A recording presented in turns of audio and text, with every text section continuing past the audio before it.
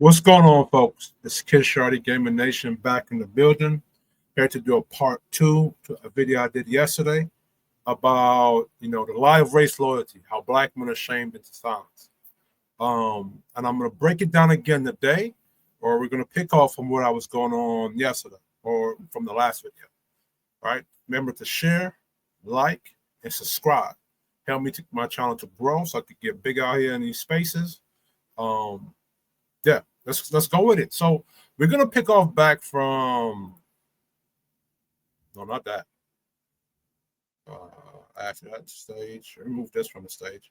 This is important too. We're gonna add this to the stage. We're gonna go with it, right?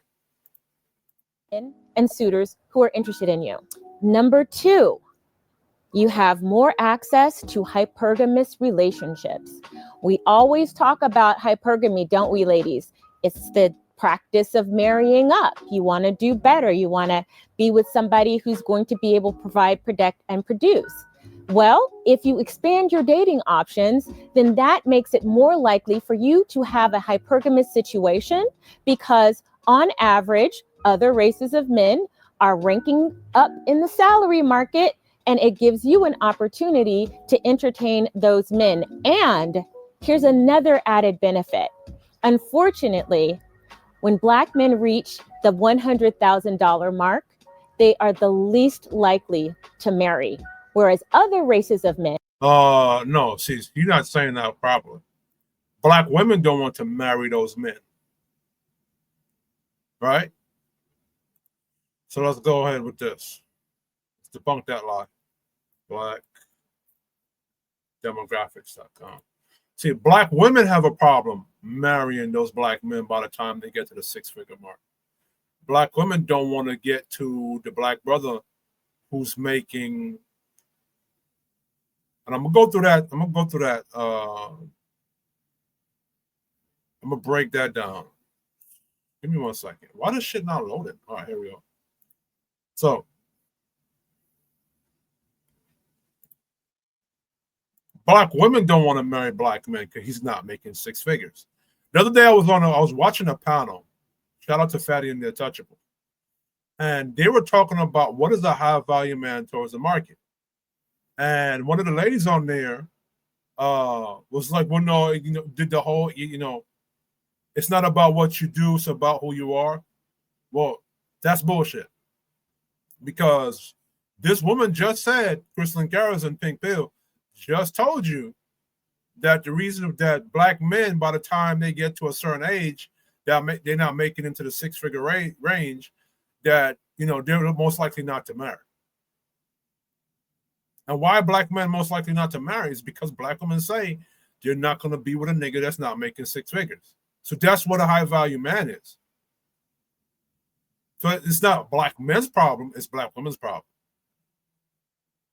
Now, look at this stat. Black men are more likely to be married than white women, than white men. Oh, black men are more likely to be married than white men. So black men want to be married. All right? So they're doing the whole war on drugs and its effect on black marriage in the 1980s and 90s, and et cetera, et cetera, et cetera. Black demographics, this is a good one, right?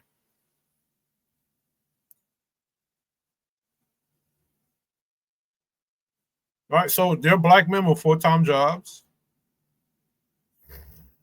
All right, so let me see. So this is the marriage article, right? Black millennial salary. Single black men. Right? So hold on, let me see this. Let me look at the male statistics. Black total.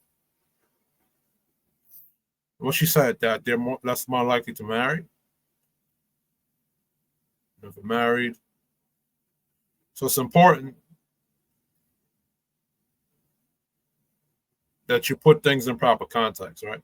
So black women, 27% married. Black men, 34% of them are married. 85% of this is married to this over here. Only 51% never married. And I think blackdemographics.com, so here it is. 85% of black men will have a black wife. So 85%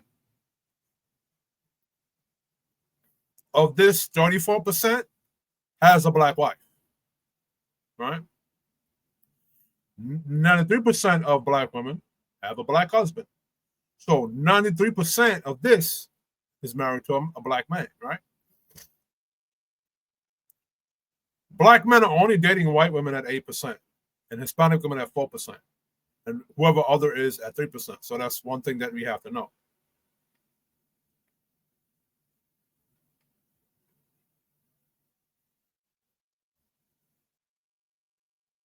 Until 1970, then, right?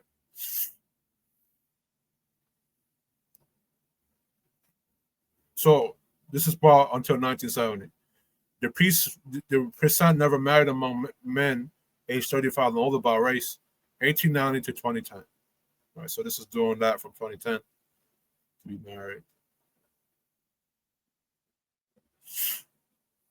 So I admit that black men don't want to get married to black women because of some whatever six figure.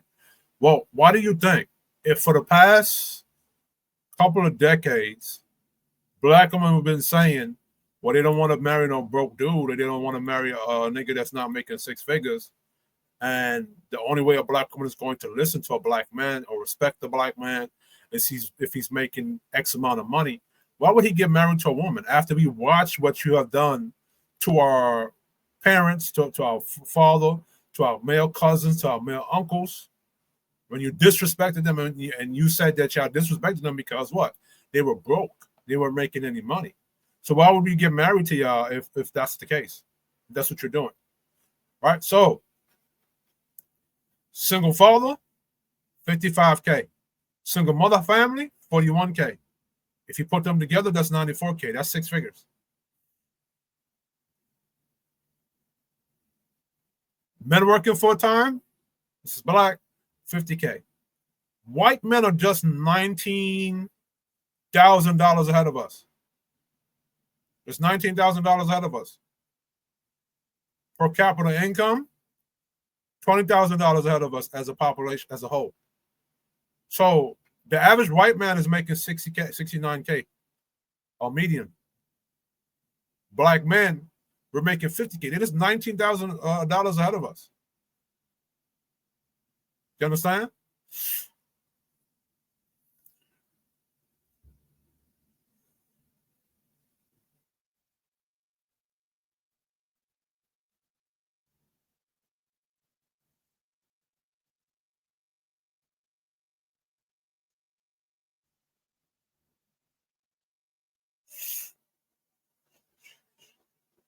And I think in this video, I'm going to break down the degree shit with black men and why why maybe black men are not able to get into college. We're going to break that down.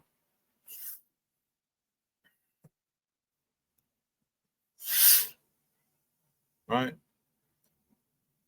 So men with no wife, black family, men with no wife, 57.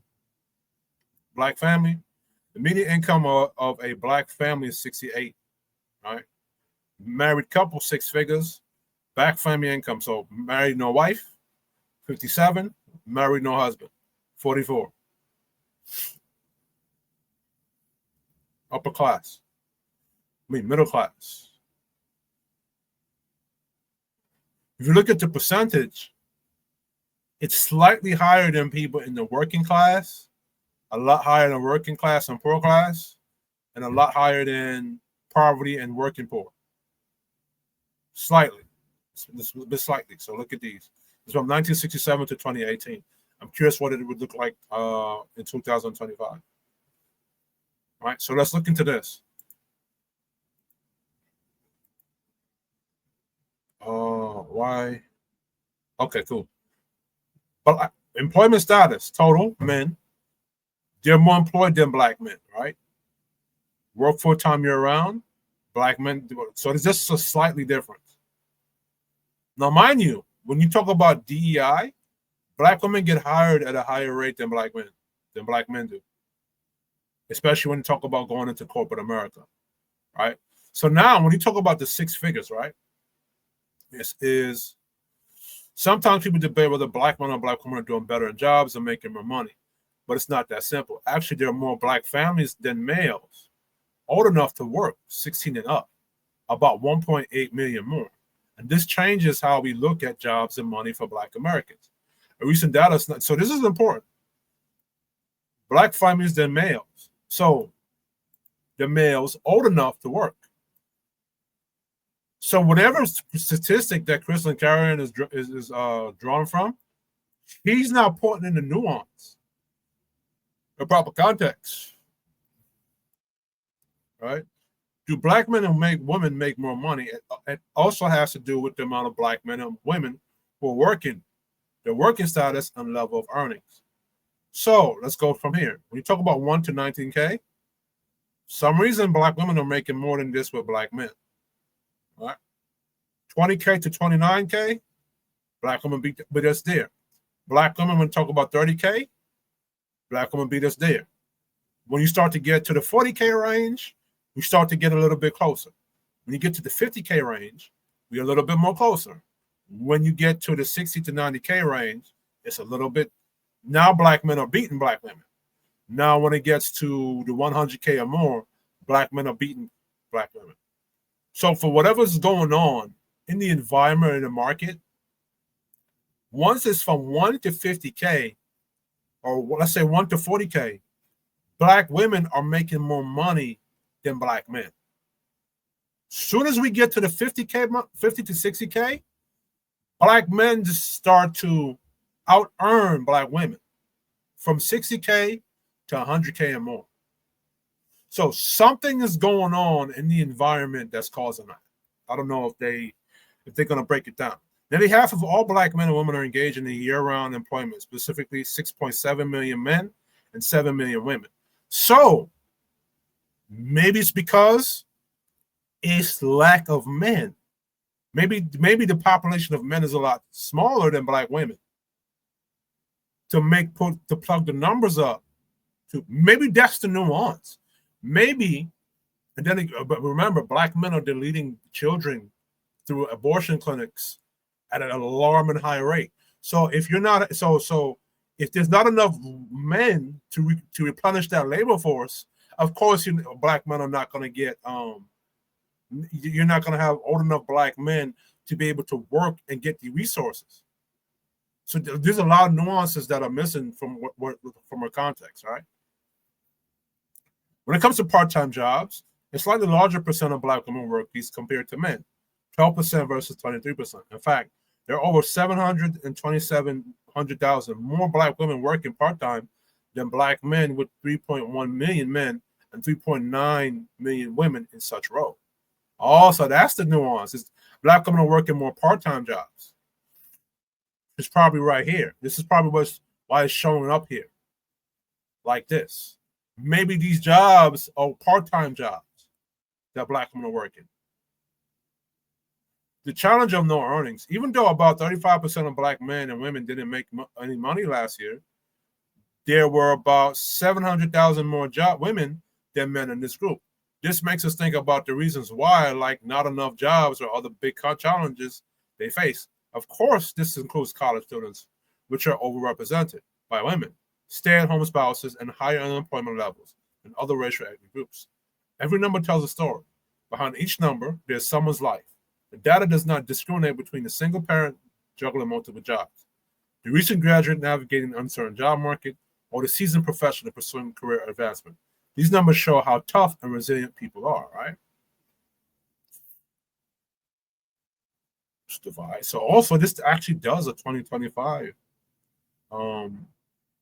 number. Okay. Maybe looking to that early, a bit later. But anyway, let's go back to Kristen Carolyn, whatever her name is. Hispanic, Asian, Middle Eastern, they are more likely to marry once they reach that threshold. Latin men are not making as much money as black men, and yet they're still able to marry. So let me show you that. Let's go to that. Share this. So, black African American, mind you, this is U.S. household income. I don't know if this shows individual, but this is U.S. household income. Latin men are not even in the top 1, 2, 3, 4. Oh shit! But remember, this is as a family. So let me go look up the individual. Let me go to ChatGPT right quick.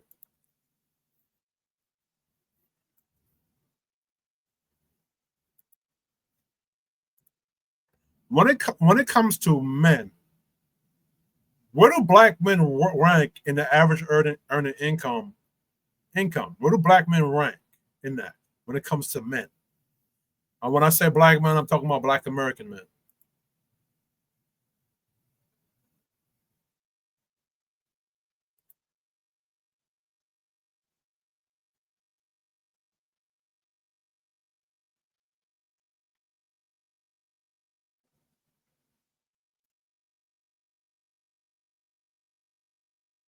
So, earnings comparison black men versus other racial groups.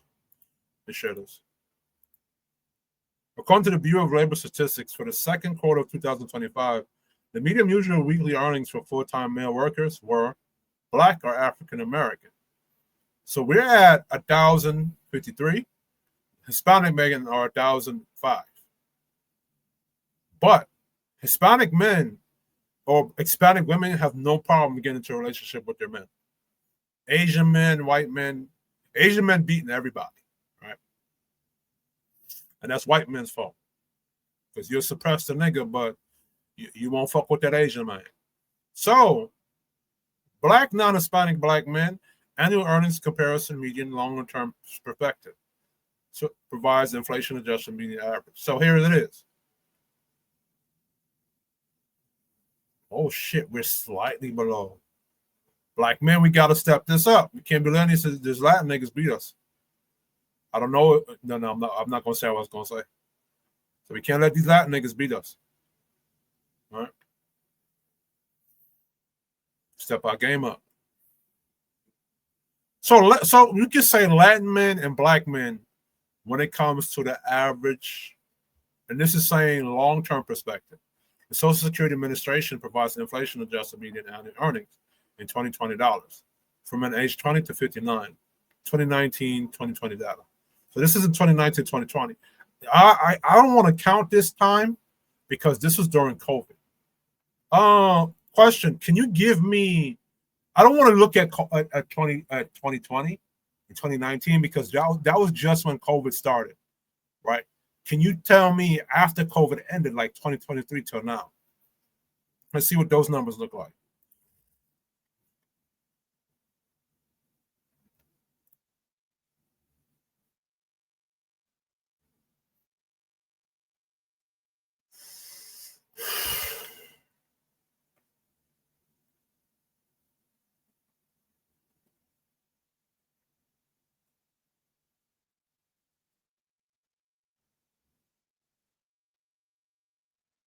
Oh shit.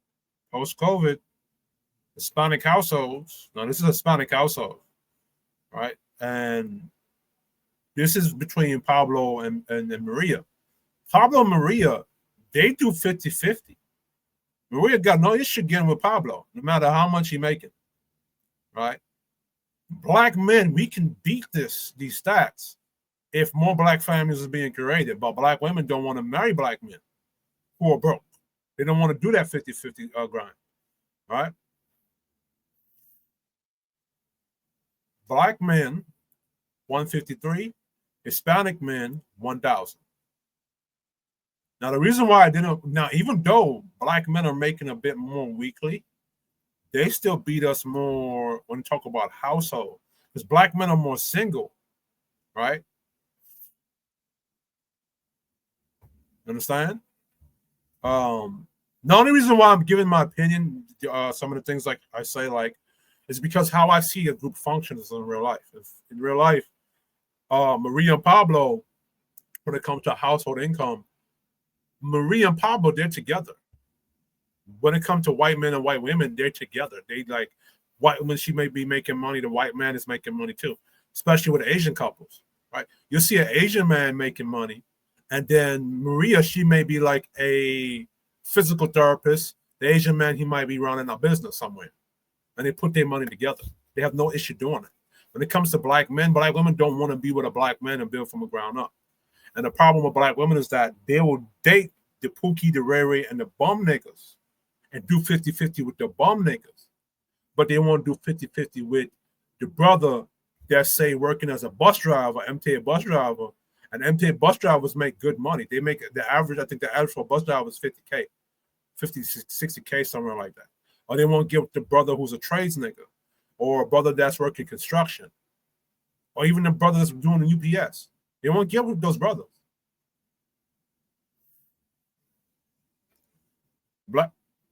Black American, or even the brother that's picking up trash, right? Black American men have consistently ranked third among the four major racial ethnic groups in terms of both weekly earnings and household income. They earn less than Asian and white men, but slightly more than Hispanic men at the individual earning levels. Household income for household continues to lag behind all other groups. And you know why? As I said earlier, black women don't want to be with black men. So to Crystalline Carrion's point, when she's saying that, she's not adding the truthful nuances. Black women don't want to be with a nigga that's making six figures. So logically, why would black men get married to a black woman that's saying she don't want to be with a nigga that's not doing 100%? And then black men like myself who watched how black women were disrespecting black men of the boomer generation, the Gen X generation, who weren't making as much money, but those black women didn't want black women when they got into a relationship with black women, those black women disrespected the shit out of them. Black women don't want to acknowledge that. It's not black men who don't want to get married to them. It's black women that don't want to be with them. So let's go. So they want to use every excuse. Mind you, she's speaking bad about black men on why she wants to date outside her race. If black men were to say, well, the reason why we don't want to date black women or get married to black women is because black women can't do this, that, and the third. So that really gives you an opportunity to marry up. And if you marry up, that also gives you an opportunity to work or stay at home if you want to. And let's face it, 70% of Black women are heads of households. And you remember that Brookings Institute study that said Black women's poverty is all about the men and why our net worth is only $5. Wow. So hold on. So let me go to this. Let me ask ChatGPT this. ChatGPT. When you look at the statistics of black men and black women, can you blame black women's poverty onto black men? Or do you blame black women's poverty onto them solely themselves?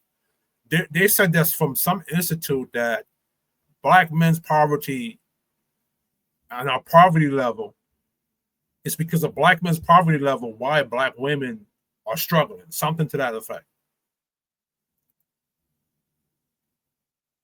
See what ChatGPT got to say.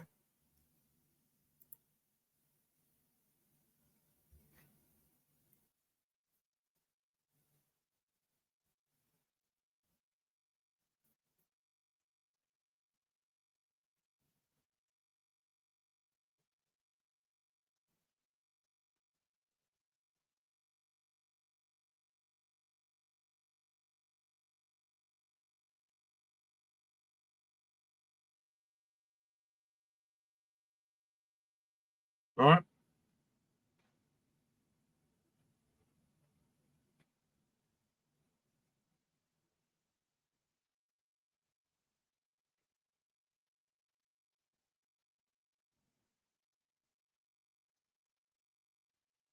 So this is where it is right here. I'm not going to read all of this. You can pause the video and read that for yourself.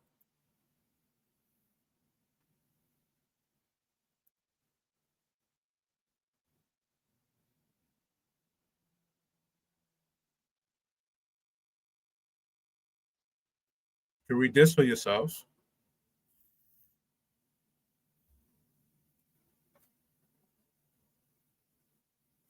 So I think what did Kristen Carolyn say?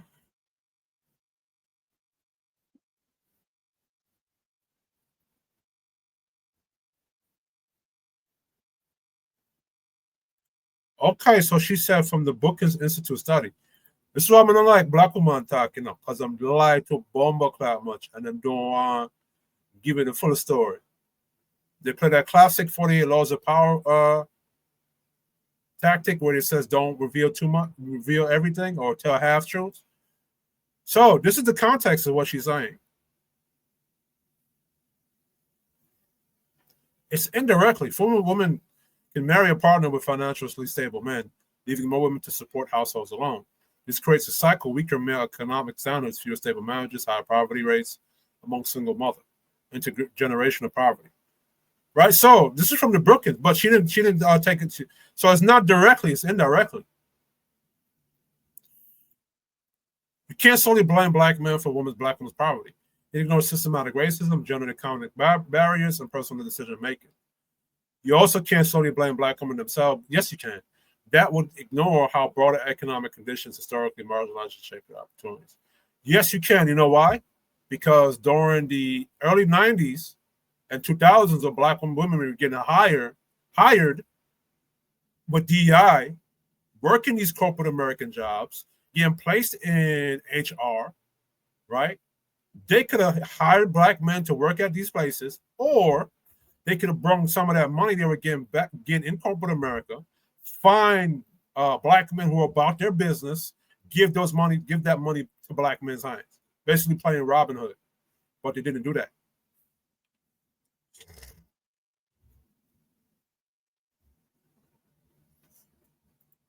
Now let me ask a question.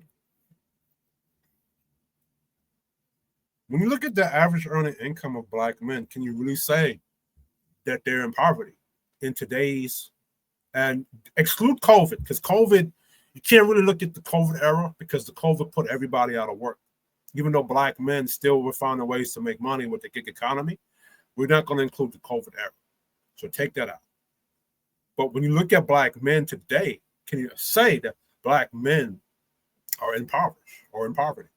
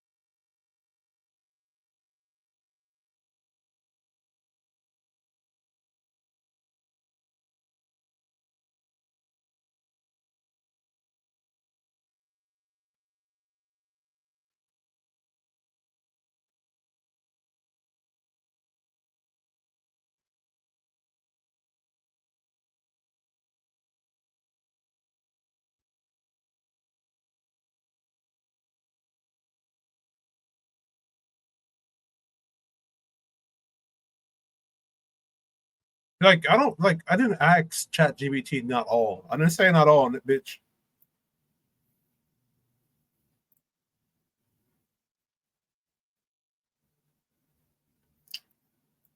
I didn't ask you for not all. I asked in general. In general, as a group of people, are can you honestly say that black men are impoverished? ChatGPT getting on my nerve.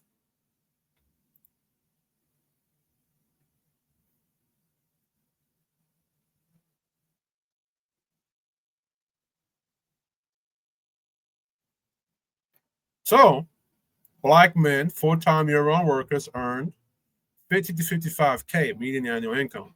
That's below white and Asian men, but well above the federal poverty line. Individual, around 15K for individual, 30K for a family of four. By government standards, black men as a group are not in poverty. Poverty rate for black people overall is about 17 to 18% compared to 8% for whites. I don't know if this is adjusted for population size. All right. That means almost 1 in 5 black. But if black women, if this is adjusted for population size, if black women weren't aborting the babies, maybe there'd be more of a black population to make more money as a group. That means almost. So this means 1 in 5 black individuals live in poverty. but the majority, over 80%, do not. So while poverty is more common among Black men than other men, it does not define the entire group. There are more accurate description. Black men as a group are better described as being in a position of systematic economic disadvantage rather than blanket poverty. They earn less than other groups on average, which limits state wealth building, home ownership, and mobility, but most are not below the poverty line. And I told you it has something to do with the population, because they do a per capita thing, and they adjust it to population size. Hold on. I think I did something about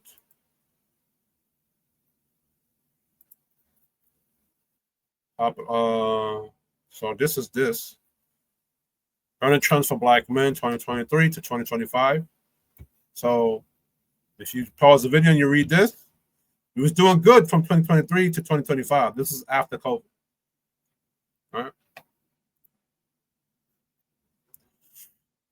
Oh, so look at this. Abortion rates among Black women in the United States are notably higher compared to other racial groups. And Mr. Fantastic, you brought this up on the panel I was on. Non-Hispanic Black women had an abortion rate of 28.6 per thousand women aged 15 to 44. 15 to 44. That means Black women at 15 years old are getting pregnant, which are more than 4 times higher than the rate of non-Hispanic white women, which stood at 6.4 per 1,000. So look at that percentage compared to Hispanic. That's high. This disparity is also reflected in the proportion of abortion by race. In 2022, Black women accounted for approximately 40% of all abortions in the U.S., despite representing about 13% of the population. Now they're going to blame it on healthcare access, all the other liberal excuses of bullshit, right? But this is probably why, as a group, you're not producing any Black men to make the money. But Black women are not going to own up to that. It's all about the men, and why our net worth is only $5. It is essential for us to be hypergamous. Let's look into why Black women's net worth is only $5. Let me ask you a question. What contributes to each individual gender's net worth as a group?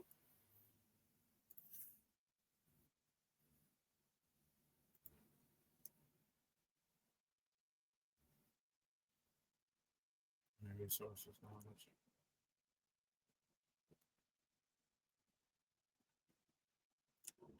So let me ask you a question. What are Black American networks? What are Black American women? What are their networks, and what are their net worths, and what contributes to the rise or the fall of their net worth? I said network, my bad. What their net worth?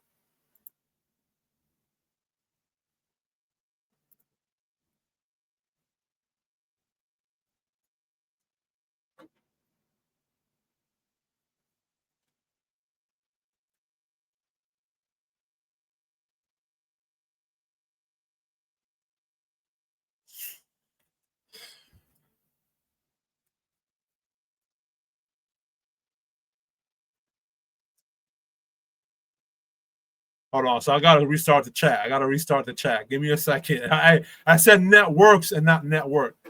Okay, let me ask you a question. What contributes to the net worth of a group of people? And then when you break it down to the genders, to the different gender, whether it be male or female, net worth of that group of people.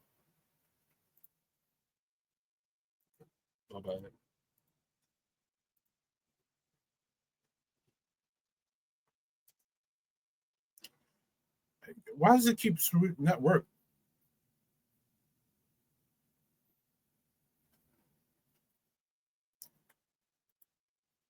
Okay, so let's look at Black American women's net worth.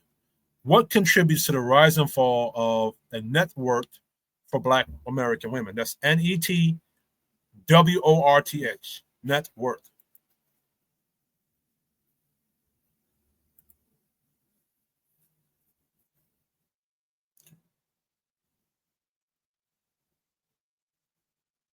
Now, I said the rise of Black women network. Black women are most in college educated demographic among Black American with higher degrees can lead to higher salaries and professional jobs. Entrepreneur, Black women leading in small business creation, property is largest. So, Crystal and Carolyn, you're a fucking liar. If you guys are doing all of this stuff right here,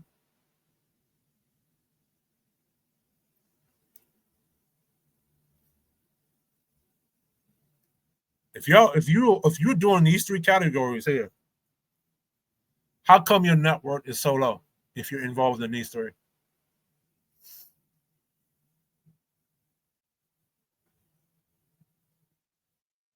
This is what's contributing to your fucking fall of your net worth. Student loan. So all the education you're getting, you're still getting this student loan. So let me have this motherfucking shit. I can't even have the bitch read. Read it loud, bitch. Got it. You're asking about Black American women's net worth specifically, meaning assets minus liabilities, not just income. Let's look at what pushes their net worth up and what drags it down. 1. Factors that contribute to the rise. Why did stop talking? Got it. You're asking about Black. Oh, my bad. Talk, bitch. Got it. You're asking. Oh, shit. So every time I flip okay, so let me just make it read. Got it. You're asking about Black American women's net worth specifically, meaning assets minus liabilities, not just income. Let's look at what pushes their net worth up and what drags it down. 1. Factors that contribute to the rise of Black women's net worth. Education and professional careers. Black women are the most college-educated demographic among Black Americans. Higher degrees can lead to higher salaries and professional jobs. Entrepreneurship. Black women are leading in small business creation, especially in beauty, health, consulting, and digital spaces. Businesses, when scaled, can grow net worth. Homeownership. Property is the largest wealth builder in America. Black women who purchase and hold real estate see increases in net worth. Marriage and dual income households. Data shows married women generally have higher net worth than single women because of shared income, pooled assets, and family wealth building. Investments. Women who participate in stock markets, retirement accounts, 401k, IRA, and life insurance policies build wealth beyond their paycheck. Intergenerational transfers. Inheritances, gifts, or financial help from family can provide a foundation. Number 2. Factors that contribute to the fall of Black women's net worth. Debt. Student loan debt disproportionately affects Black women. They borrow more, pay longer, and carry higher balances, which cancels out income gains. Consumer spending and liabilities. High spending on luxury goods, fashion, and experiences without equivalent investment creates liabilities that outpace assets. Single motherhood. Raising children alone increases expenses and reduces the ability to save or invest. Lack of marriage partnership wealth. Black women have the lowest marriage rates among U.S. women. Without dual income households, their wealth growth is limited. Job segregation and wage gaps. Many Black women are in service jobs or fields that pay less with limited upward mobility. Systemic barriers. Less access to credit, fewer connections to high-paying industries. No, what? So I don't believe that's systemic barrier because Black women are still we're getting hired at a higher rate than Black men. So let me ask this question. So let me ask this question. Objectively speaking, why do you think that Black women are not able to get married to Black men? And when you talk about the net worth and single mother rising, and you look at the statistics of single motherhood, where 61% of Black women are getting pregnant by 46% of the population of Black men, while 51% of Black men don't have any children. Who would you say is at fault for the rise or the fall of the net worth? Can you blame that on Black men, or do you blame this solely on Black women?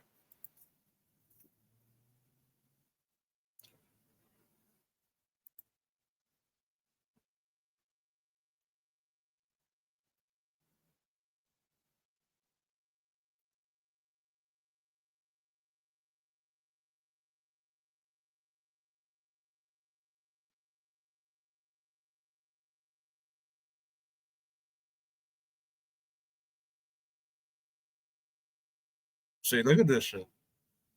Like ChatGPT, like being a liberal.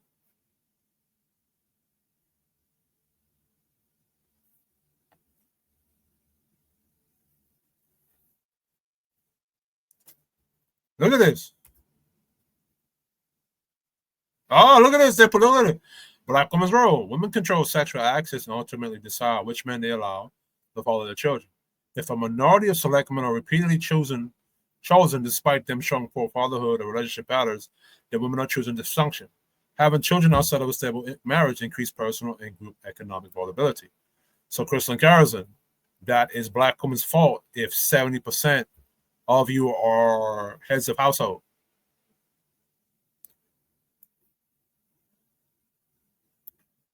See, you cannot blame Black men because in that 46% mark, and you can do the homework, a fewer percent of Black men are contributing to 4 more children.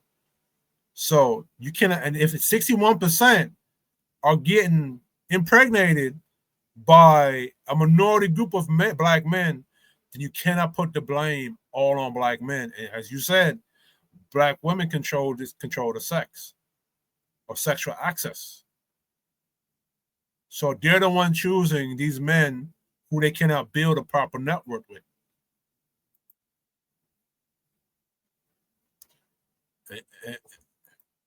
And you can't keep putting men, however, at fault for failing to discipline themselves and lead.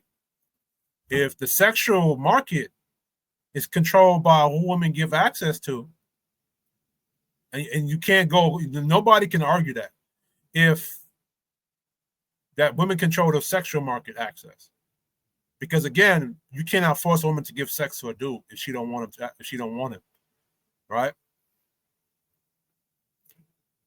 If it's a fewer population of men, of that 46% that are having 4 more children, and Black women are opening their legs to those dudes, you cannot blame Black men as a whole or at fault or talk about dual responsibility if the minority of the men they are picking or giving access to box to are getting them pregnant. That's not a dual responsibility on men's or Black men's fault. That's a sole responsibility on Black women part for choosing.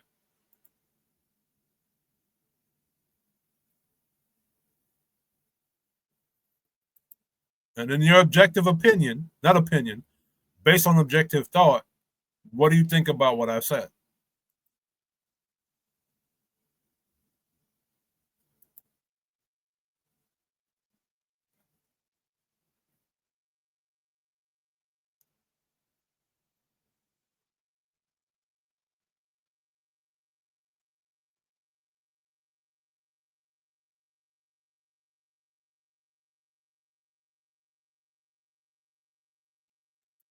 And you also got to remember, if you look at Sperminator, that guy this is a white dude that was impregnating multiple Black women. He has like 175 kids that he got from Black women.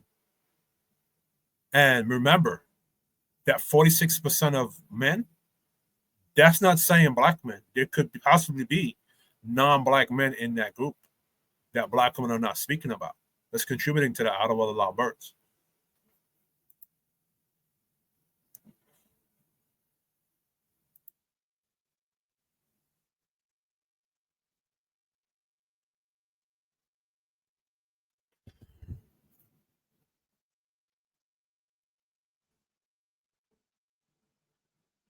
Man, so let's look at this.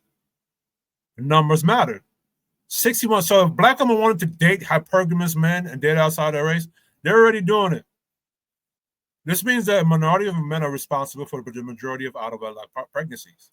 The majority of Black men are not fathering children outside of marriage. From an objective standpoint, this removes the blanket blame from Black men as a group.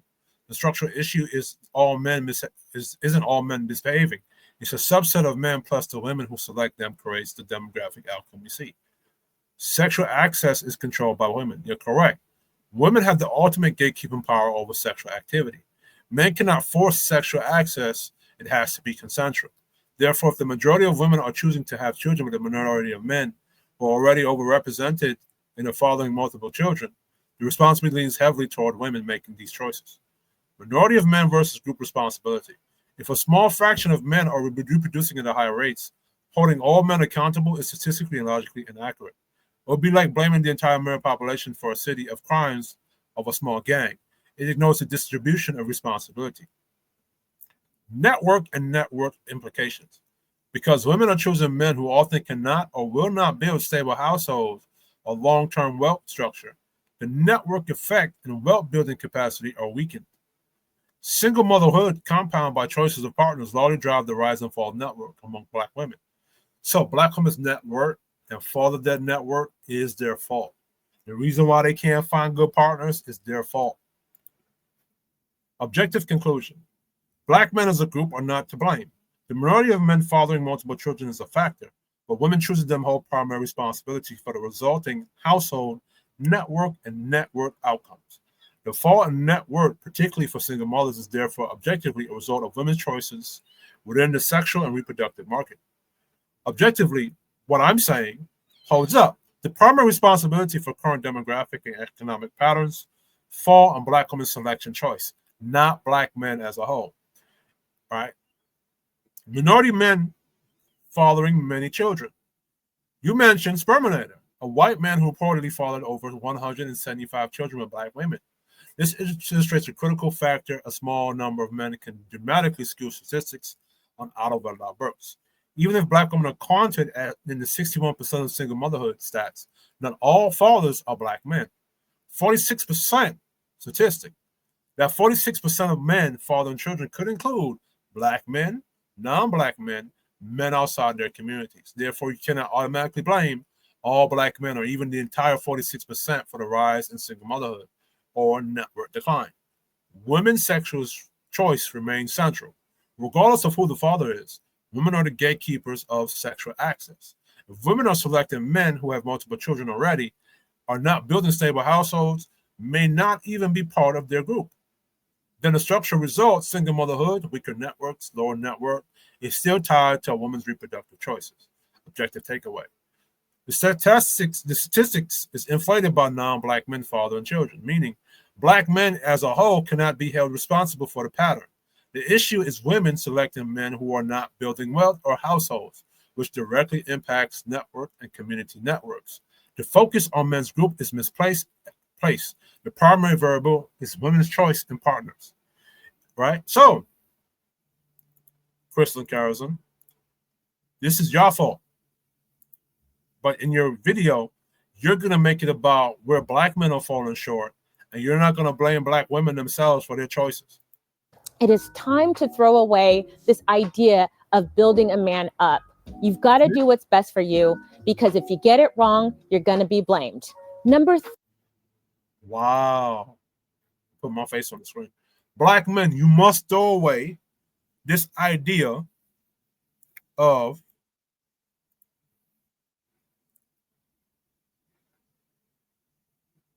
where is this? You must throw away the idea of doing this. You must throw away the unspoken Negro contract. Let's read the unspoken Negro contract. Black people, especially Black men, are expected to sacrifice, endure, remain loyal to the system that doesn't truly reward them. They're asked to perform, serve, and provide value while being denied the full fruits of their labor. It's unspoken because it's not codified, but it's enforced socially, politically, and economically. For Black men, workhorse role, expected to build, protect, and produce without receiving recognition or leadership authority. Masculinity undermined. The leadership is constantly questioned, with alternatives weaponized to undermine traditional male authority. Loyalty tests. Black men are pressured to remain loyal to the community even when women, elites, or outside systems don't reciprocate. Punishment for dissent. If a Black man steps outside of this contract, he's attacked as a sellout, misogynist, or weak. For Black women, often incentivized by the system to police Black men's behavior and enforce the contract. Rewarded socially, financially, and politically for aligning with feminist, leftist, or state-driven narratives that keep Black men under check. Many adopt roles as gatekeepers, shaming Black men who resist the contract while benefiting from state and institutional support. The state institutions, the U.S. government, corporations, media, and academia reinforce the contract by rewarding narratives that weaken traditional Black family structures, funding movements that center Black women but demonize Black men. Now, this is the unspoken Negro contract. You can pause the video here and you can read the rest of this. And then, so give it about 5 seconds. 5, 4, 3, 2, 1. And then you can read the last bit here. No, I'm going to read the last one here.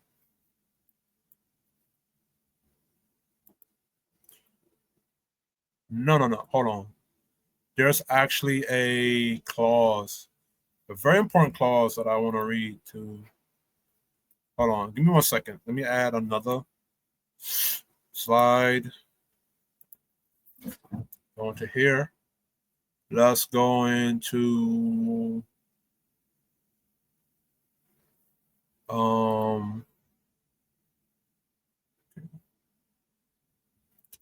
let's go to this.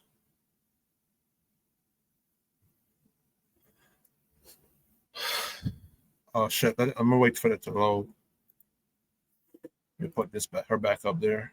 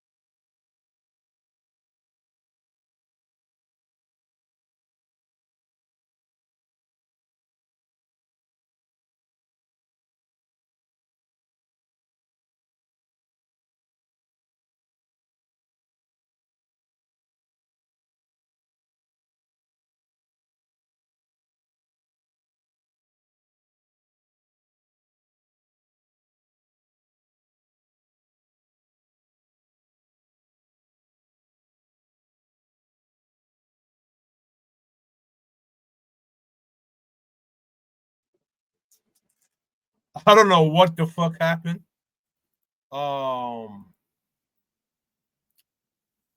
Shit. I don't know what happened. I have to reload this. Shout out to StreamYard for making your stuff where I could come back to the recording where I was at.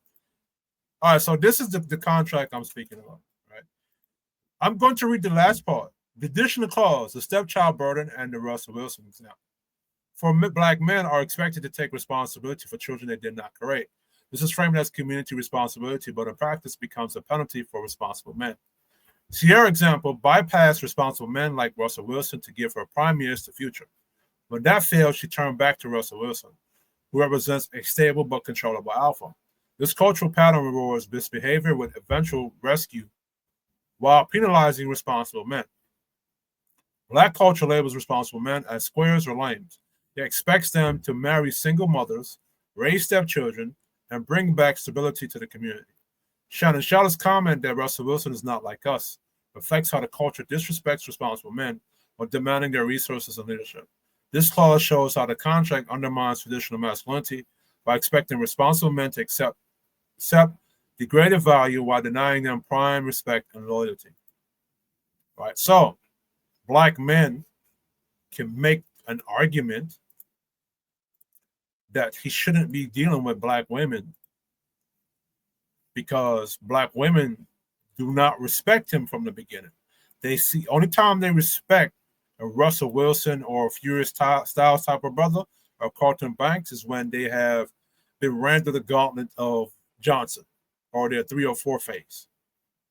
So Black men can make the same argument why they should leave Black women alone because at the end of the day, when you get into a relationship with a Black woman, brothers, and she's being disrespectful to you, they're gonna blame you because told you that you picked wrong, even though the same culture told you you should pick that type of woman. That's a dysfunction, right? If you don't marry black women and you date outside your race, you're going to be called a coon, sellout, or race trader. You understand? So, black men, you can make the same arguments on why you're going to date outside your race. But when you do make the same arguments, it's going to be phrases you bashing.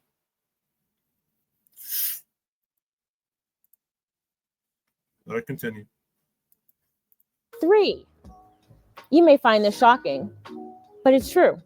We all know that there's a colorism issue within the Black community. Wow. Studies show that the darker you are, the last you are to marry.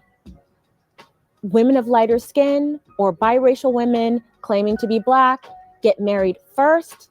The darker you are, the further back in the line that you go. But when you expand your options, especially if you are a chocolate sister like me, or mocha, which is delicious. Bullshit and lying. I wish I could find a clip. Oh, they were playing it on Tommy Sotomayor's channel, but there was a dark-skinned chick that would marry a white dude, right? But a lot of dark-skinned women, they won't marry a dark-skinned black man. They won't do it, right? The colorist problem in Black culture, and I wish, hold on, let me see if I could pull up the panel. Let me go on Rumble. This is the panel of Tommy Sotomayor speaking, and this was on a panel he was on that he hosted. I hope it's still there.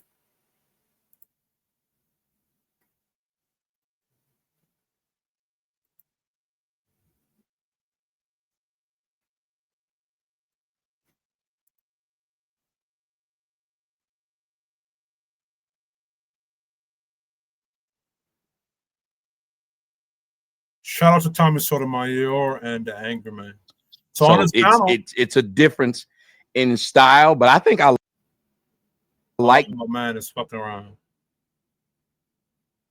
I wish I could get to the exact point. Keep it pushing, but with women,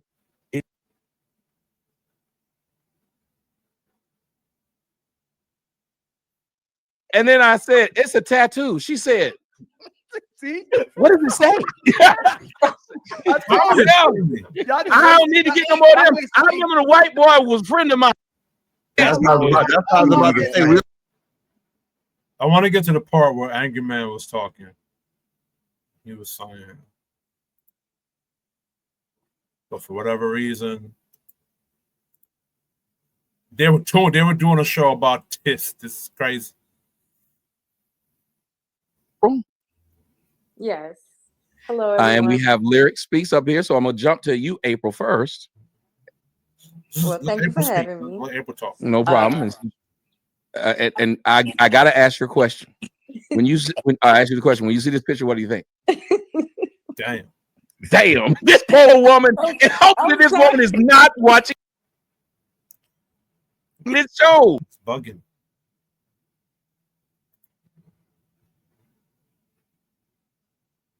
April and Angry Man, they said father is dark skinned, so I even envisioned her as a dark skinned baby. So when she came out, I was shocked. If I was born,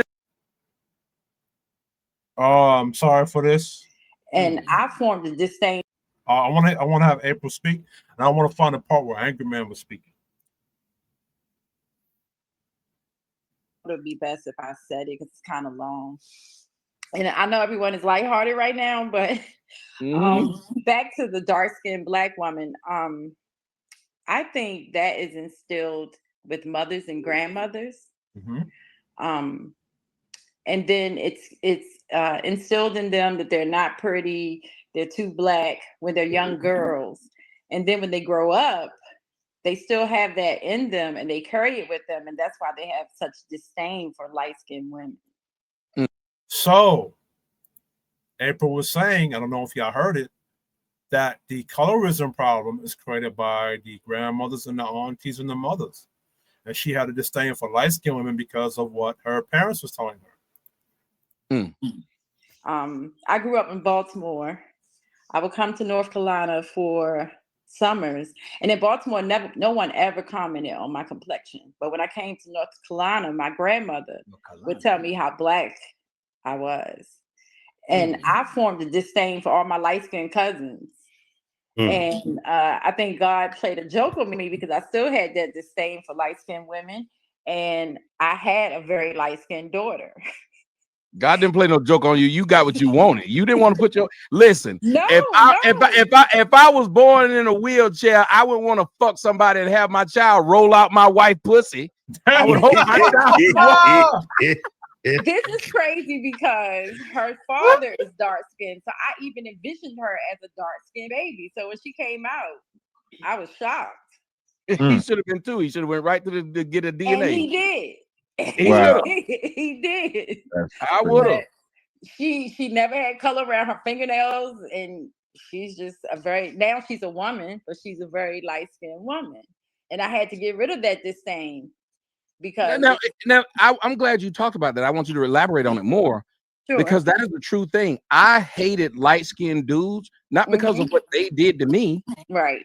But because I saw them getting this attention from the people I wanted attention from, namely the older people, the women. When your own mama sit up there and call you black as shit, but want to keep your light-skinned cousin, you start to have a hatred towards them. Yeah. And a lot of what you see with the youth, how they treat lighter skinned people, the girls and the boys, is simply because of what you, like you said, when you hear your grandmama and your mama and your aunts, them praising that light skin and not you, all children want to be praised. And when they don't get it, they hate because they can't beat the adult ass, but I can beat this light skinned nigga ass on the playground.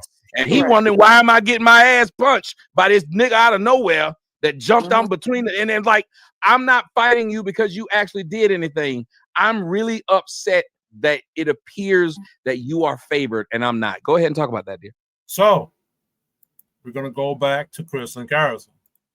So to Kristen Carrison point, black women created the colorism problem. Black mothers, aunties, and grandmas. So it's not so. Why would black men want to marry something that his mama, his auntie, the big mama didn't like themselves? Let's go. Or mahogany, you'd be surprised. Colorism is less of a factor in other communities. Now, yes, colorism. The Asian, the colorism exists in Mexican culture amongst Latin, right? A lot of Puerto Rican and Dominican, they don't like the dark-skinned Puerto Ricans and Dominicans. Same thing with Mexicans. Same thing with Asians. You see they more promote the more pale white version of the Asian, more of the more darker yellow version of the Asian. So that's a lot. Is a factor in some other minority communities, but shockingly enough, the originators of colorism, and we don't need to go there, are the least likely to have those issues. They are not their fathers. That gives you an opportunity to find a variety of men who will. Hold on, what did she just do? What did she just do? I want to play that again. I want to play this again. That gives you an opportunity to have those issues. They are not their fathers. Are the least likely to have those fears of colorism, other minority communities, but shockingly enough, the originators of colorism, and we don't need to go there, are the least likely to have those issues. They are not their fathers. Did you hear what she just said? The originators that created the problem that was raping black women on the plantation, creating mixed half-breed light-skinned kids, who are the originators of the problem, she says they are not their fathers. And they don't have that issue. Given an excuse, but she wants to marry to them. But when we marry outside our race, they love to remind us about Emmett Till. They love to remind us about what white women did to us on the slavery. So what if black women said that black men said, let me slow down. What if black men said that those white women are not their foremothers or forebearers? Hence, we should be able to be with white women because they're not evil like their grandmamas or their aunties of slavery and Jim Crow. And these white women have changed. they've repented to the black rod.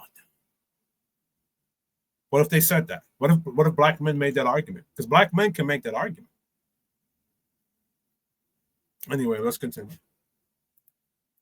That gives you an opportunity to find a variety of men who will find the beauty in you.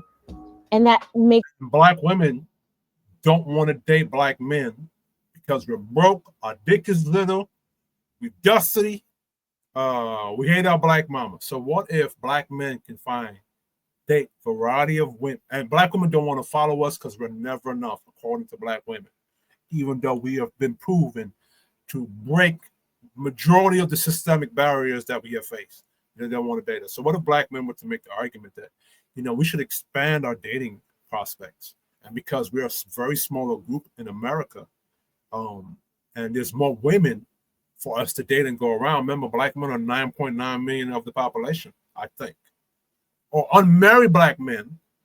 So when you look at the unmarried percentage, and you do the calculation, the unmarried black men who are 54%. So 54%. So I wish I could do the mathematics of it. So 54% of the 19 million black male population that's unmarried is 9.9 million. Go do the homework on that. So the 9.9 million black men are outnumbered by white women who are 100 million. I think Asian women are 20 million or something like that. Something like that. Let me see if I can find that on ChatGPT. I think I was doing a calculation of that. I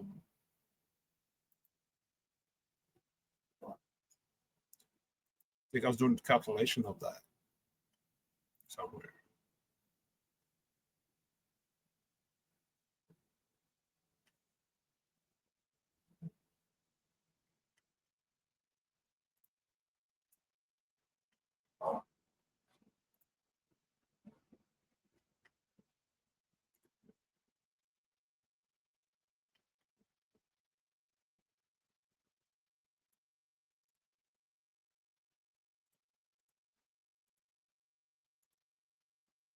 So, yeah, here it is.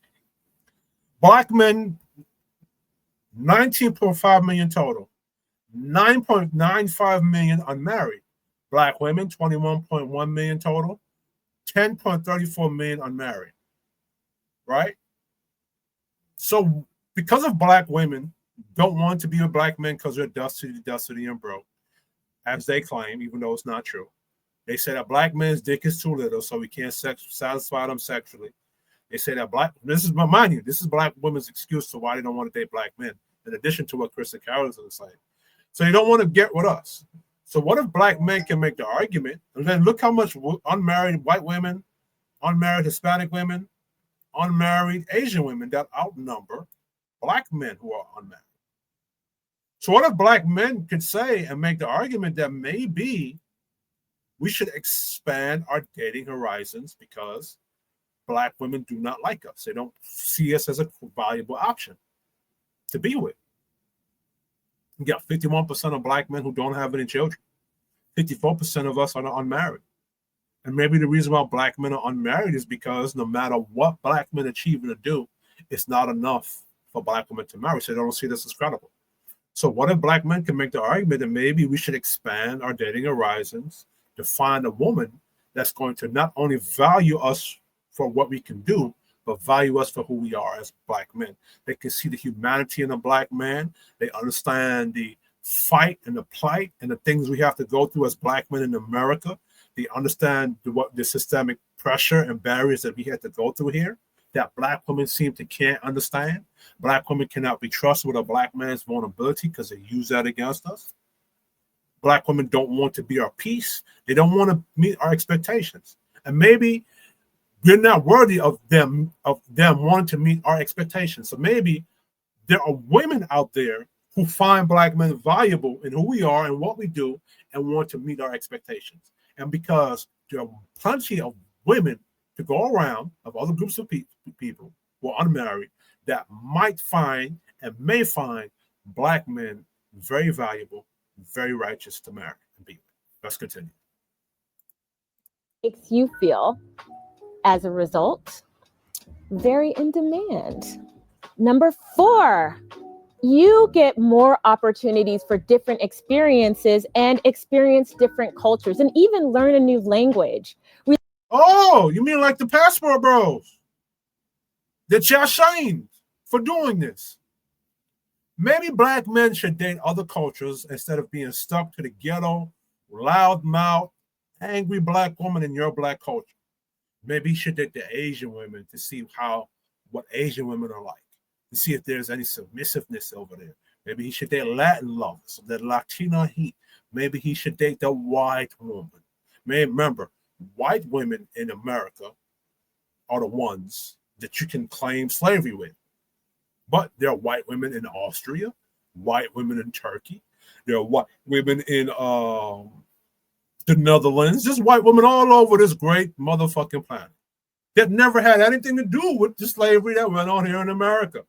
So what if black men were to expand our horizons and date white women outside of America, learn a few new languages and shit, experience new cultures than the stupid black culture here in black America that don't like black men who are righteous, who are lames, as they call it, who are squares, as they call it, because they want to be responsible black men. They don't want to hug a block. They don't want to gang bang. They don't want to fuck their souls by shooting another brother.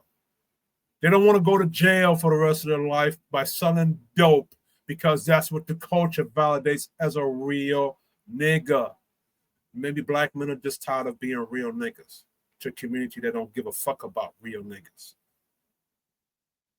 Maybe black men will be more valuable or valued not just for what he does, but also for who he is as a human being by finding other groups of women.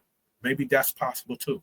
But clearly enough, our women of our culture and the men of our culture don't respect guys like myself who want to be regular people. We got to be performative in the context of gang banging and losing our lives and going to jail.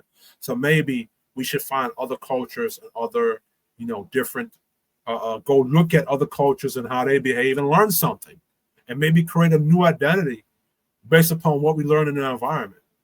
Maybe that's possible. But I don't want to stick to this chick for very long. I want to go to this girl right here. Bro. I'm going to tell you. Oh, so hold on, black men. I'm going to help you with this one. See this person right here? Let me show you. Let me show you why you should stay away from women like, because this is a pretty chick. I'm not going to sit up here and cat. But this is how we get food.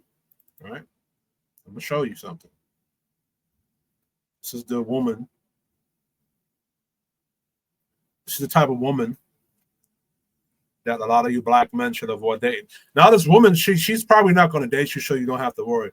But what this type of woman typically does is when she fails with white men, she's going to come back to brothers.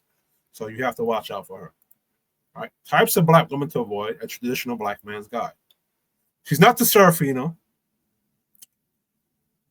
She's not the liberal enforcer.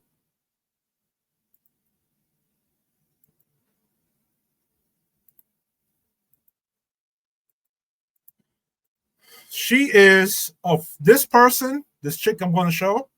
She's a subset of this, the feminist hybrid, Marxist hybrid, over the patriarchy, over the capitalism, blah blah blah. Oh, so I don't have. So okay, I have to create a character to match this type of chick here.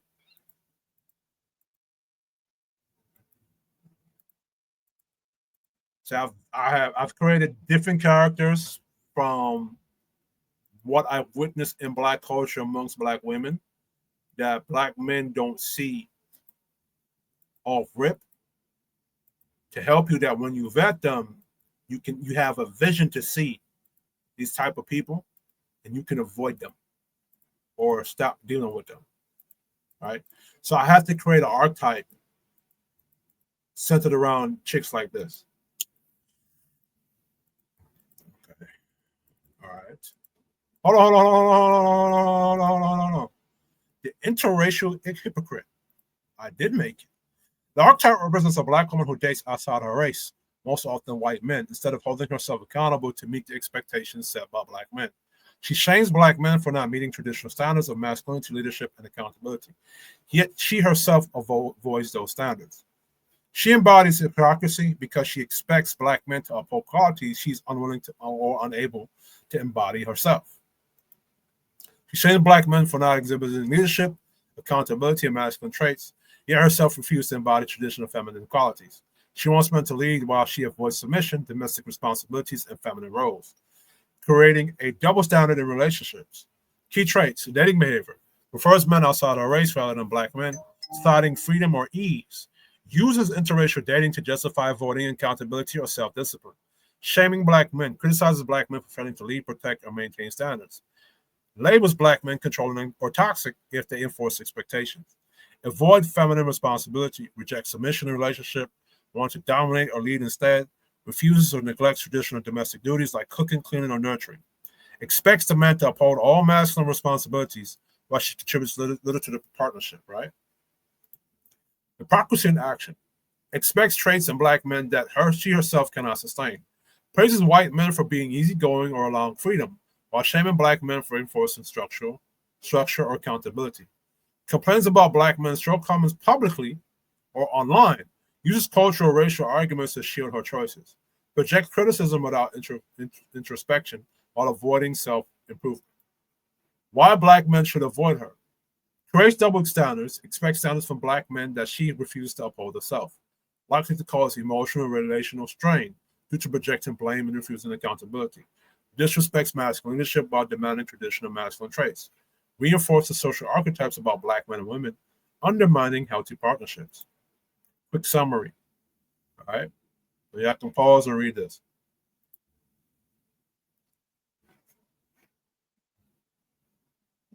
All right.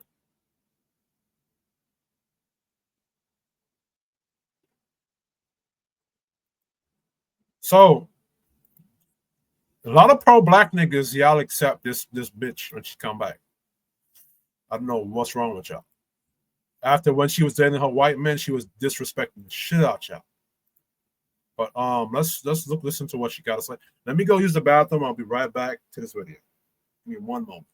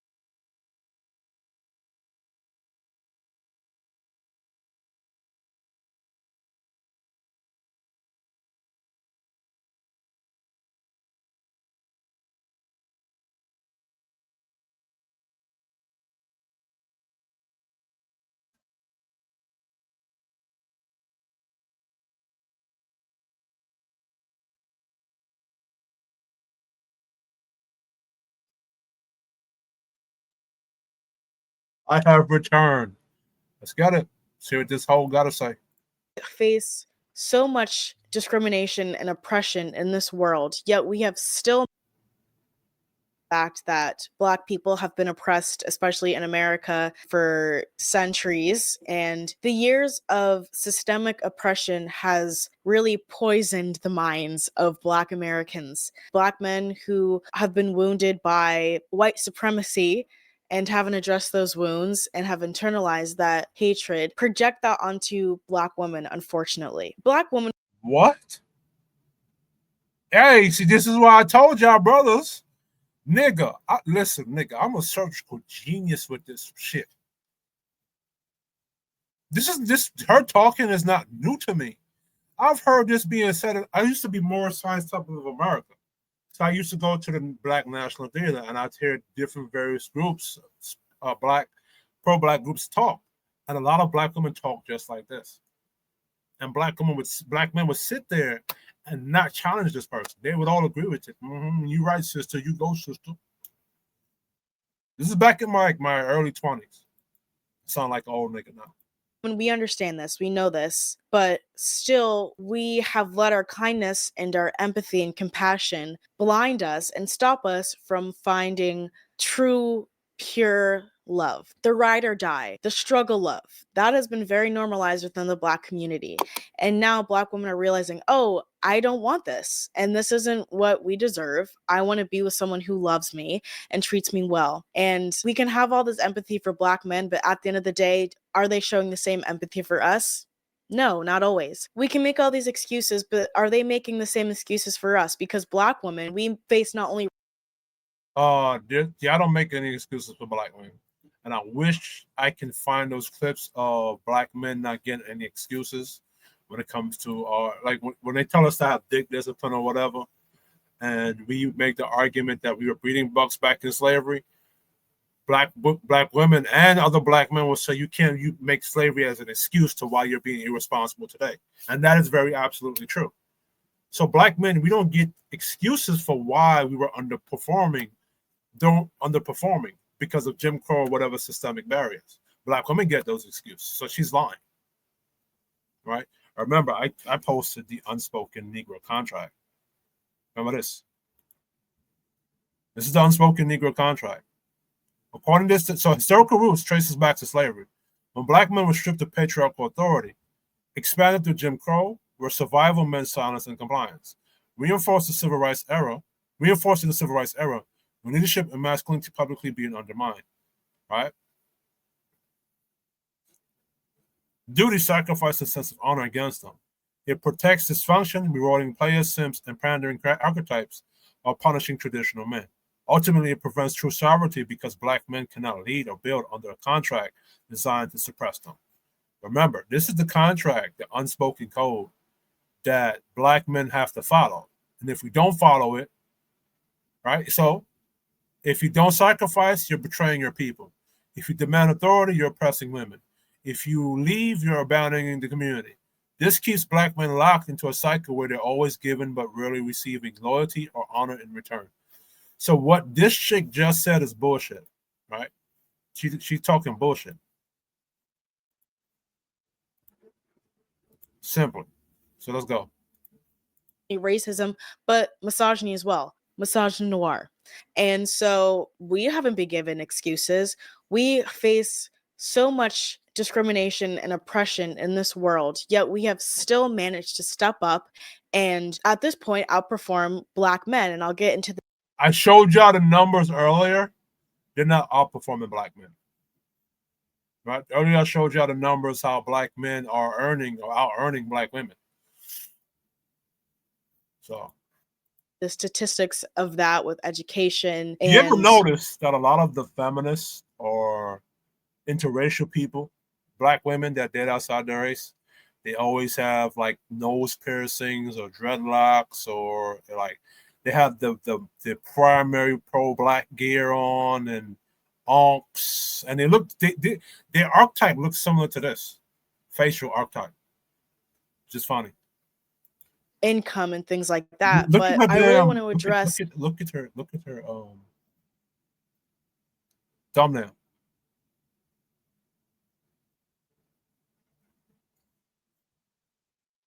Listen, Black women, I don't give a shit. They interracial, but when you're making the excuse and telling lies and half truths about Black men's shortcomings, meanwhile you're to make the excuse of dating outside your race so you don't seem race disloyal, stop doing that. because it's bullshit. It's bullshit. Please. The black men of my age, I'm 33, and the younger black men and even the older black men that are above me, we're saying, please date outside your race. Please, we beg you. We're begging you to do it. The only double standard that black men argue is that when we do it, we're shamed. Hold on. We're shamed. Stop shaming us for doing the same shit that you're doing.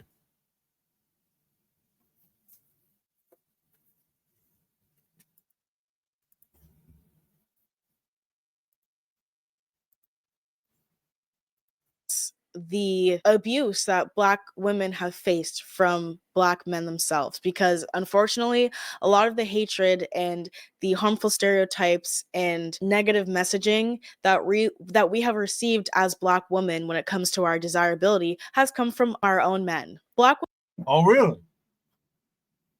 This is where we get into the grit of the show. Yeah. Hopefully I can find the right PDFs. Let's go to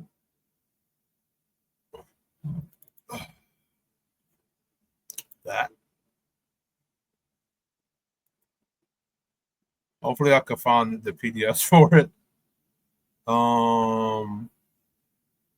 What's so funny is that she's destroying our desirability in this video. All right. Let's go here. Let's look up this.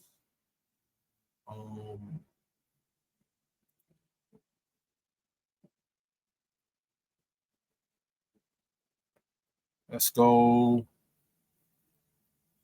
Because I have a couple. Talk arrow, show arrow, so that.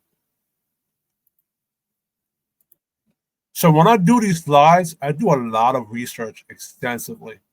And like I have to go look up transcripts. I have to go look up a lot of shit to go find what I do. Because when I say things, I want you to also go look it up, and then you could pause the video and you could go, search up what I said just for yourself. Okay. So let's begin. Let's begin with this. Let's remove her from the thing. And let's begin with this. Hold on. Yeah. The follow this myth. And I'm gonna do a separate video speaking specifically on this. So don't worry about that.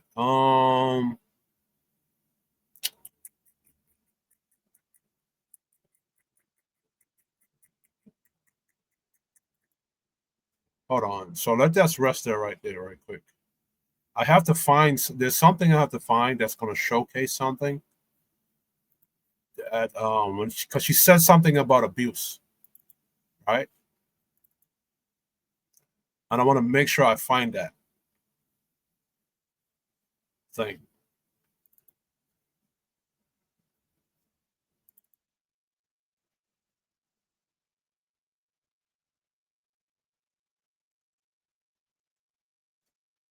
Okay, so I found it, but I'm not going to show that yet. I want to see if she's going to go where I think she's going to go.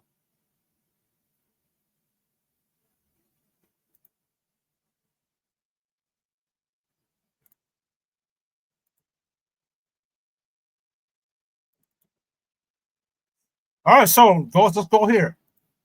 The fatherless myth that was created and told by Black women, right? Parenthood.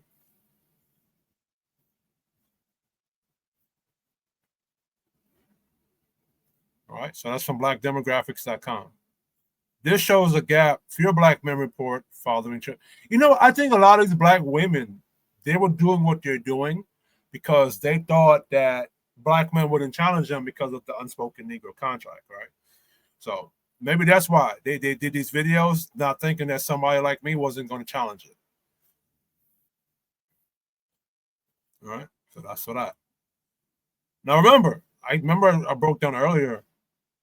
It's a lot. It's so oh shit. So according to the CDC, it's actually 55 or NSFG, 55.2% of men aged 15 to 49 that had not fathered a biological child. Now remember, earlier I said there's a possibility that of this 46%, it's possible that there's non-black men included into this. So think about that. Living arrangements of black children. Roughly 42% of black children live with both parents, while 51% live with a single parent. And remember, look at this when I said it's underreported. Black men can't report it because black men don't know which kid is theirs, because black women don't even report it. Black women not telling the action, not going to go tell some of these brothers, and I doubt they're even doing DNA testing to find out whose kid is theirs to claim. Roughly 42% of black children live with both parents, while 51% live with a single parent, mostly mothers. 58% of black fathers live with at least one of their children. 72.7% maintain regular contact. So that the myth that, so what black women were rejected, and this affected black men's desirability as fathers, right? They were saying that we weren't taking care of our kids, or these niggas don't take care of their kids, or we were bad fathers.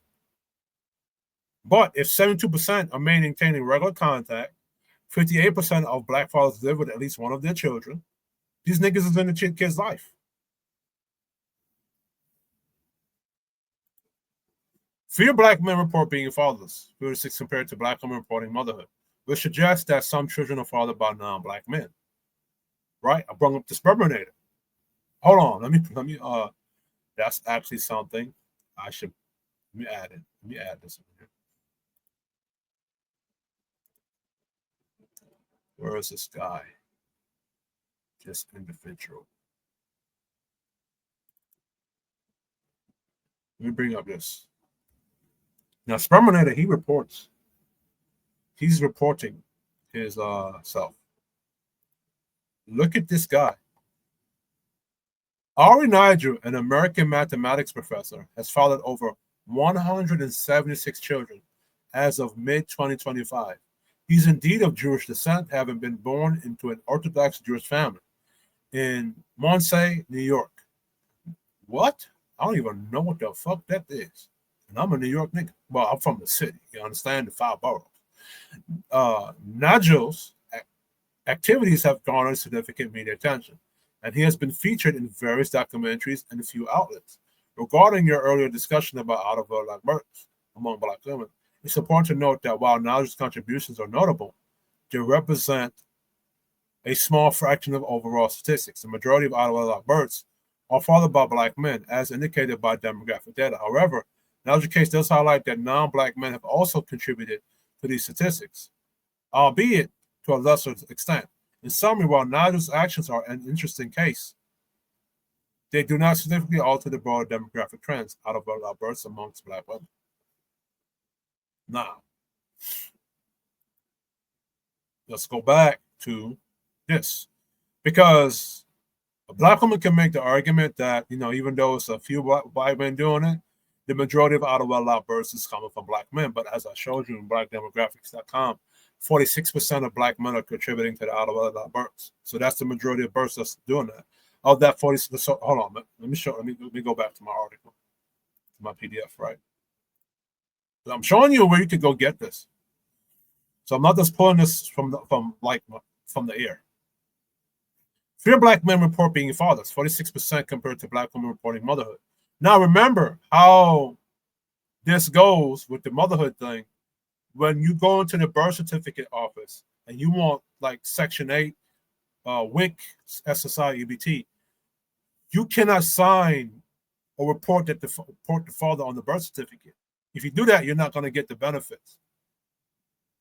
So the moms are not going to report the father being there because they're not going to get any benefits from the state if they do. Ever had a biological child, 14 to 49, so 61, 46. Ever had a child by 40s? So they're saying by their 40s they're having kids, right? And that's another breakdown in itself.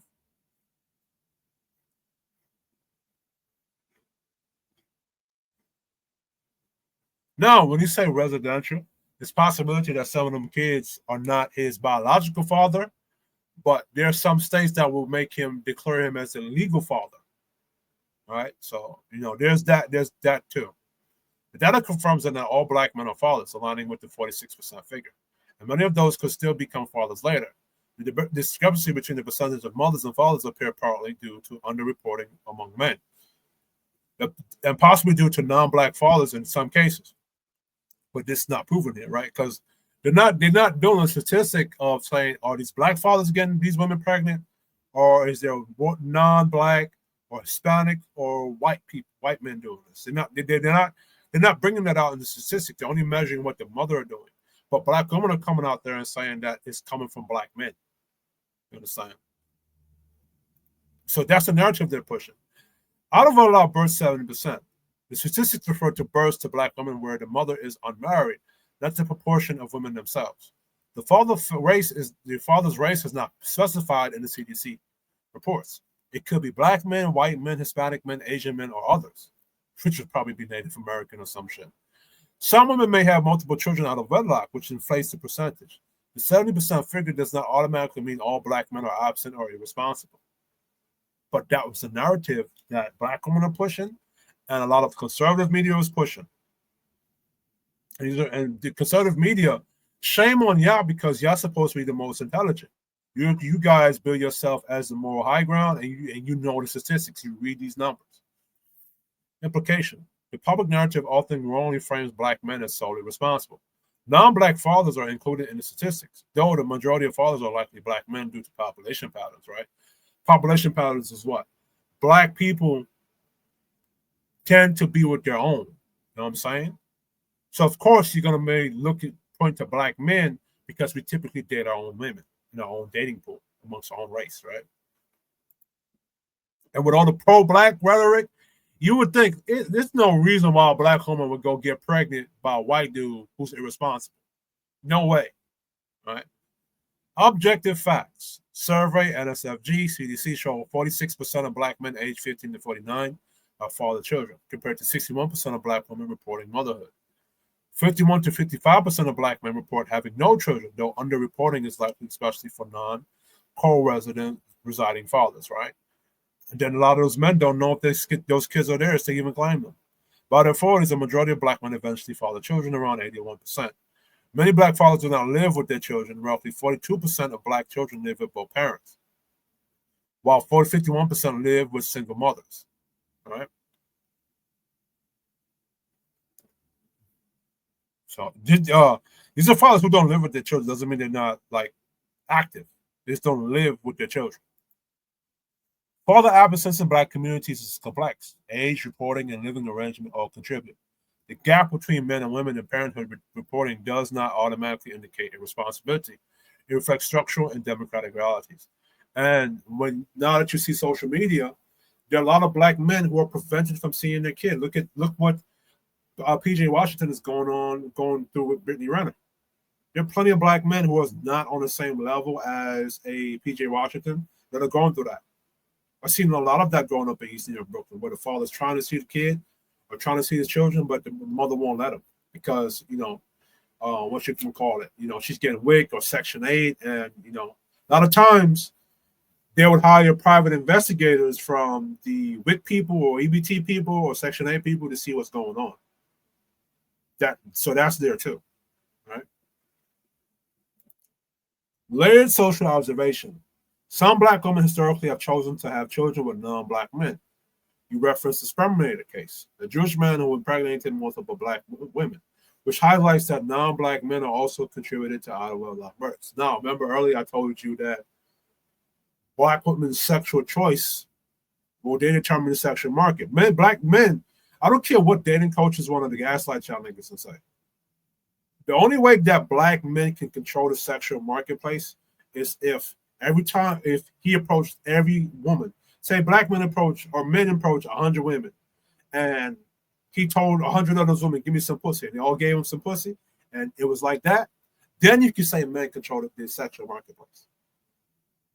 But if you're in a civilized country where everything has to be consensual, the woman determines that, because you can't just force sex from that woman, right? You're going to be seen as a rapist if you do that. The only way you're going to get sex from a woman is if she's attracted to you sexually and she wants to give you box up front. I'm going to start use some Jamaican language. She not going to give you no front unless she wants to give you in the front. You have to go ask her for the front for her give you for she give you her front. But if she not like you and she not attracted to you, she not give you no front. Oh, that's how that works. The only way that, like, again, for men or black men to control the access to the front is if every time I go up to a woman and say, yo, give me your front, I should give him the front. Our front.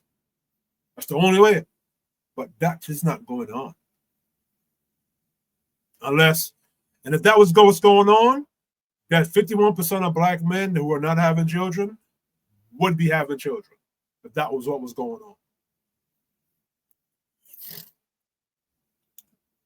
70% of out-of-wedlock births equals births, not women. Not all black men are responsible for these statistics. Fatherhood participation is underreported among black men, particularly non-residential fathers. Non-black fathers exist in data, though likely a minority. The narrative of black male fault is overly simplified and often ignores the context like non-black fathers, underreporting and structural factors. The numbers are concentrated. 46% of black men aged 15 to 49 report having fathered a child. 61% of black men aged 15 to 49 report having had a child. This creates a gap. More women and mothers than men and fathers. Men are fathers. Implications: not all black men are contributing to the out-of-wedlock births. It's a minority of men doing the majority of the childbearing. Within the 46%, a small percentage of men are having multiple children, which inflates the overall birth statistics. Why the fuck are conservatives and black women telling the truth? Why they don't tell the truth?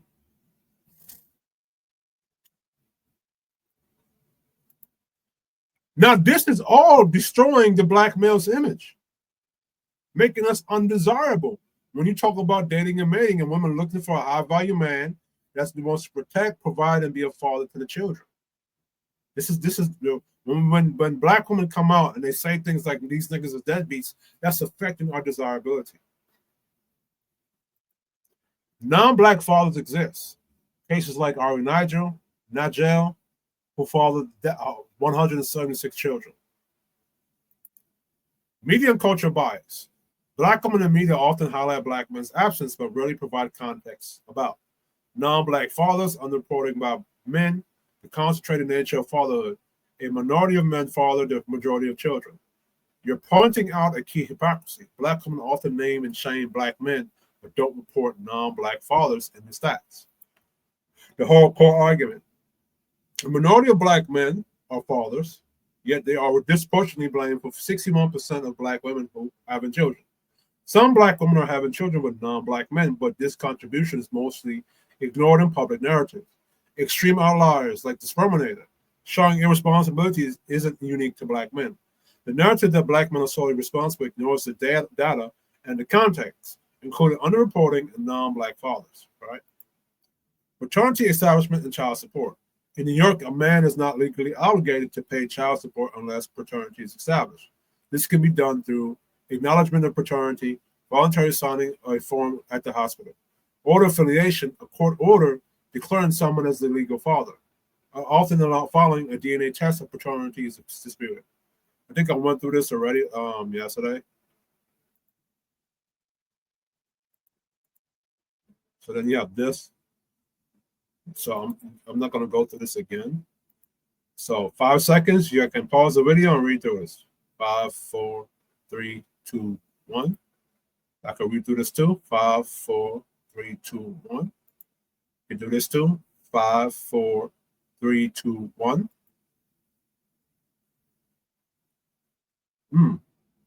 So yeah, I can read this too. Oh, so this is the breakdown. 66% of that 46% have only one child. A small percentage have 2 or more children.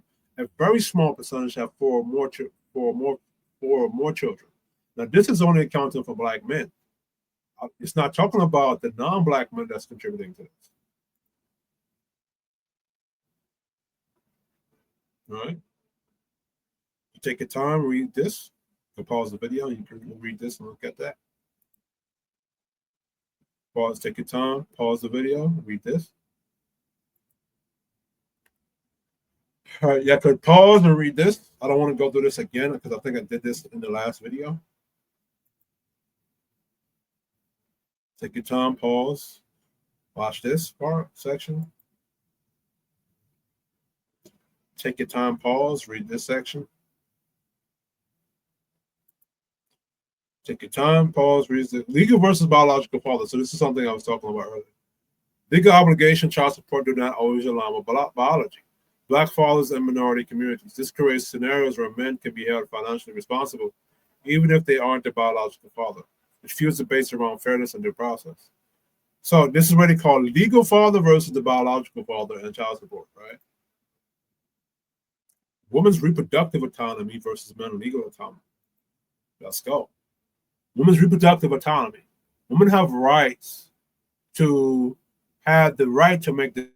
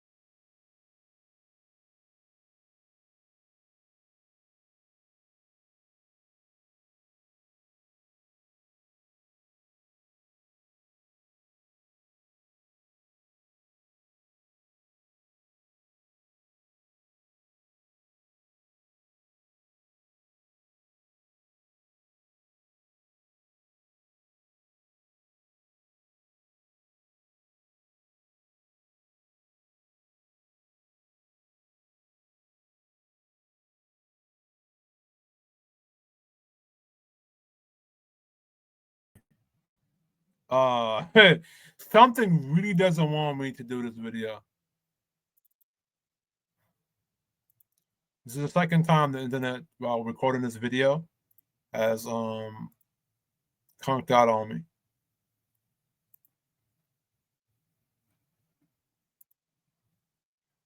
Shit. Second time today.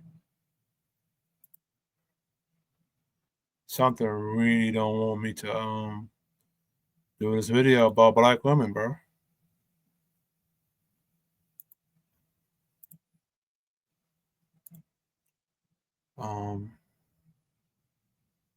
Shit.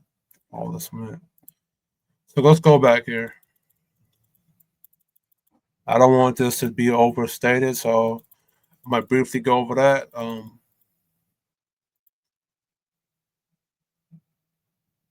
I could pause the time and look at this, or I might do a video on this specifically.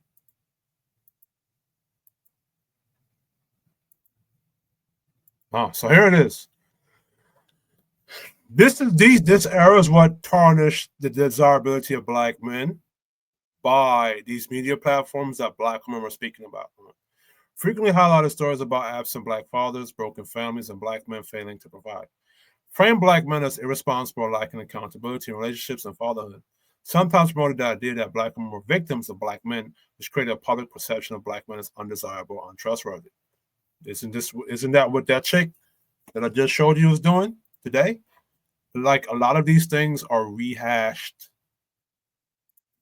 like crap. These are not new. All right. This is not new. So when black women try to come up here and talk about, well, the manosphere this and the manosphere that, they were doing this way before the manosphere. Impact on black men. These narratives were amplified and normalized across mainstream media, contributed to the social stereotypes influencing how non-black communities perceive black men, created a cultural framework where black men's masculinity and desirability were undermined. Race loyalty.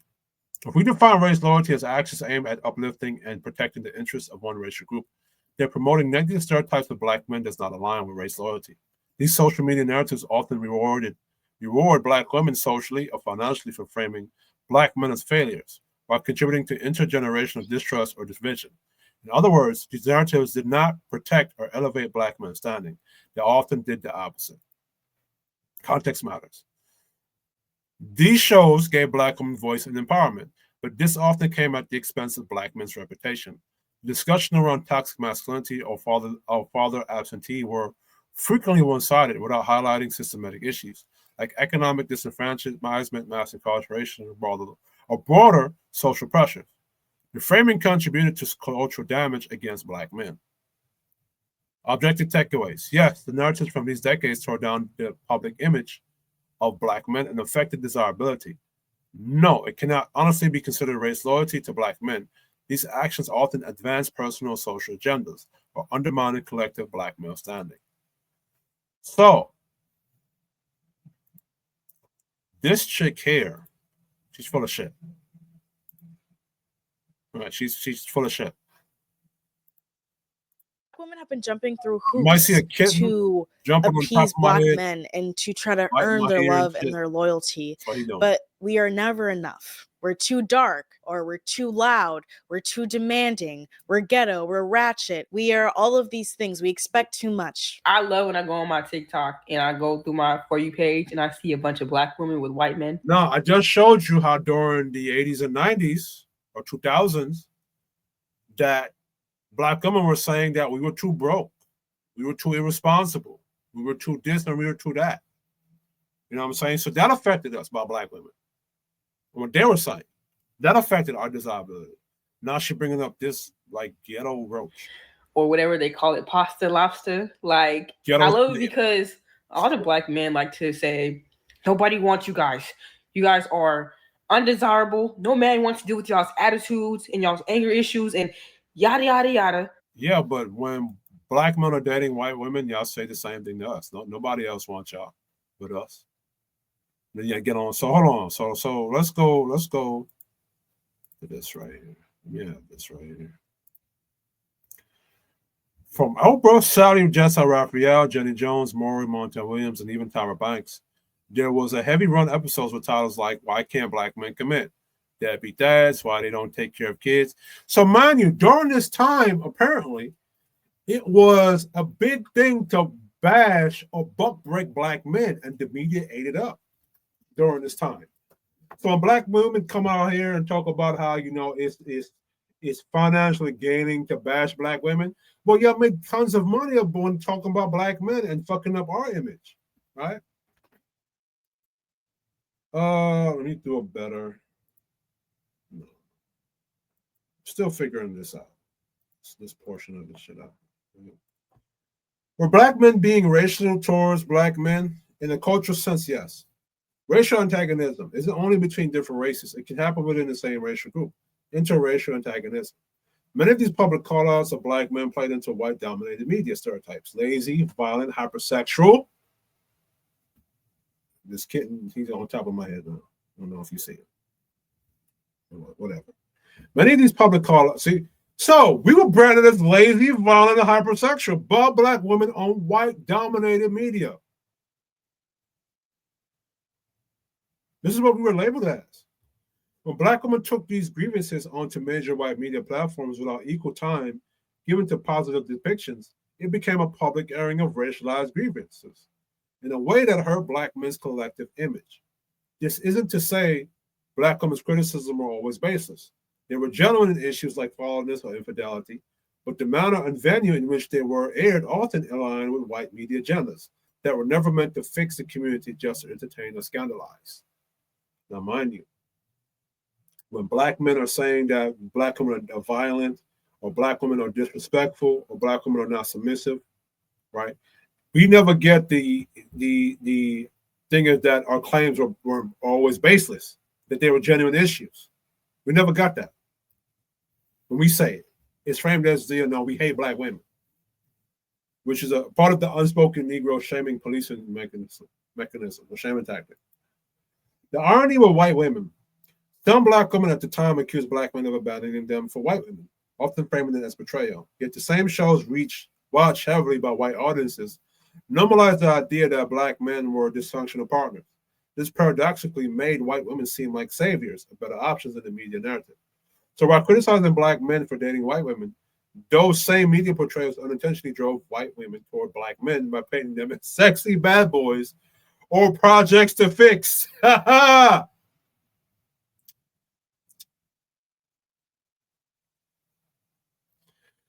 It was media two-step, demonizing and fetishizing simultaneously. The cultural consequences. Public perception reinforced to non-black viewers that black men were unreliable and dangerous. Internalized division. Fueled distrust between black men and black women. Generation echo. Younger black women grew up seeing these images and sometimes carried these narratives into their dating expectations.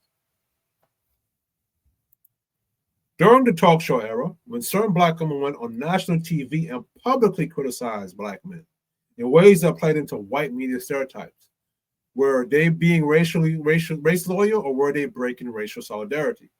Remember, this is in the 90s and 2000s. I can't speak for the 80s because I was born in 92. And I was raised in the 90s, early 90s, 2000s, 2010s, and now I'm 33. So I only can speak for the 90s and 2000s. Race loyalty defined. In Black American history, race loyalty has meant standing with your racial group in public, even if you have criticism in private, protecting the image of your people against hostile outside narratives, avoiding actions that threaten stereotypes or weakening collective dignity. The idea comes from a long tradition during segregation and Jim Crow.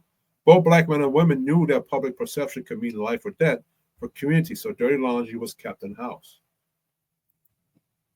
But black women didn't give a fuck.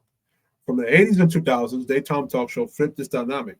Black women were often incentivized, sometimes even paid, to come on and tell the truth about black men.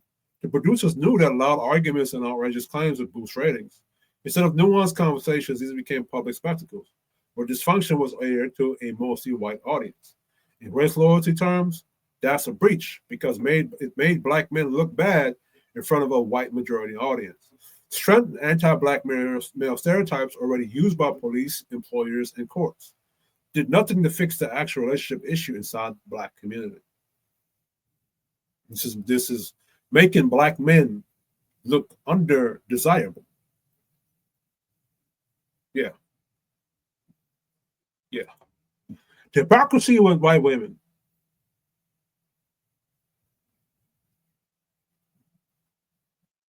Oh, I don't actually believe this. I'll put this in here because this is what a observation, right? This is me observing the environment when I put things in here. This is me just noticing, observing the environment and what it caused, right? Um,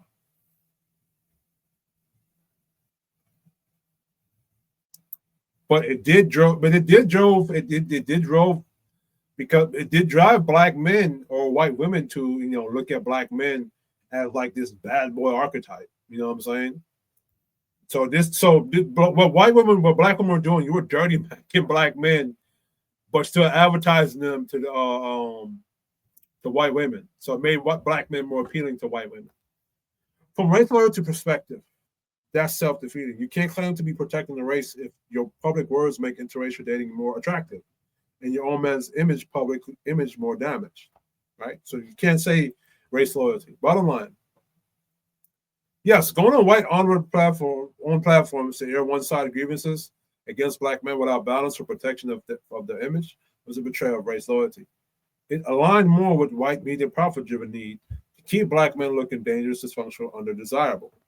Whether personal truth those women had, defending a presentation undermines solidarity. Black women publicly portray black men as villains, abusive, broke, unfaithful, emotional, unavailable, often on white-owned platforms, talk shows, then YouTube, Instagram, TikTok now. They then promote or glamorize dating outside the race, not just as a personal choice, but as a solution to the problem of black men. They frame it as liberation, examples trolling advocates, divestors, or influencers claiming the black community is holding them hostage by expecting them to date black men. But I told you what the unspoken Negro contract is, right? It's actually holding black men hostage, and it takes away our autonomy. How does this work in the 80s and 90s? Daytime talk shows like these, right? Right.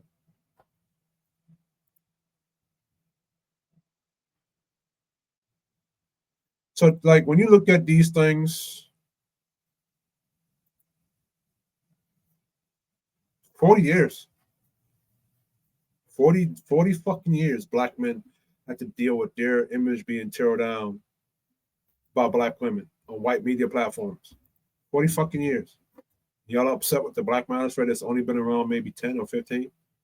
When black men say I don't want to date black women and openly express a preference for white women or non-black women, it gets framed as an issue, disloyal, internalized racism, or betrayal.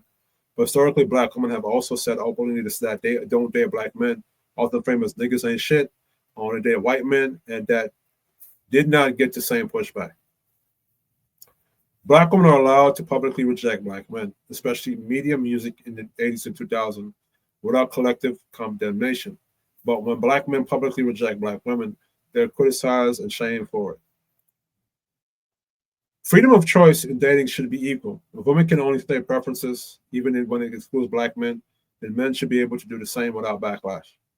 What bothers me is the unequal enforcement. Women can say it and it's her standards, but when men say it, it's self-hate. Let me tell y'all something. I hope that 100 years after I'm gone, there's not another black male that has to address this shit. I hope guys like myself, the Anchorman, Mr. Fantastic, and Tommy Sotomayor and Anton Daniels, I hope this is the last time and the only time that we have to address this issue, because these are rehashed talking points. The only difference now is that black men have an opportunity to address it. So I hope we never have to speak on this again. But I doubt it.